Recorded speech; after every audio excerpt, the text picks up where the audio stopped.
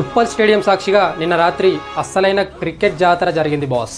మనం ఆల్రెడీ మాట్లాడుకున్న T20 league హిస్టరీలోనే first ever grand finale Khammam కింగ్స్కి హైదరాబాద్ ఛాంపియన్స్ పూనకాలు తెప్పించేశారు.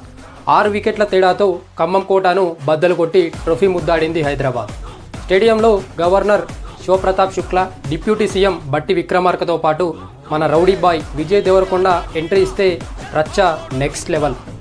ఇక మ్యాచ్లోకి వస్తే ఫస్ట్ బ్యాటింగ్ చేసిన ఖమ్మం టీం కానీ వారి కలలను ముక్కలు చేస్తూ హైదరాబాద్ బౌలర్ యశ్వీర్ గౌడ్ కేవలం 17 రన్స్ ఇచ్చి 3 వికెట్లతో ప్లేయర్ ఆఫ్ ది ఫైనల్గా అవార్డు పట్టుకెళ్లాడు. ఇక చేజింగ్లో హైదరాబాద్ బ్యాటర్స్ ఇంకా 14 బాల్స్ మిగిలి ఉండగానే మ్యాచ్ను వన్ సైడ్ చేశారు.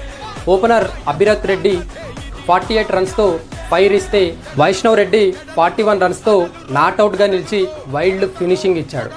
ఈ దెబ్బతో ట్రోఫీ మాత్రమే కాదు, ఏకంగా ₹1 కోటి ప్రైజ్ మనీతో హైదరాబాద్ టీం హిస్టరీ క్రియేట్ చేసింది. ఇలాంటి క్రేజీ కంటెంట్ కోసం ఇప్పుడే లైక్ కొట్టి మీ క్రికెట్ ఫ్రెండ్స్కి ఇది షేర్ చేసి మన పేజ్ను ఫాలో అవ్వడం మర్చిపోవద్దు.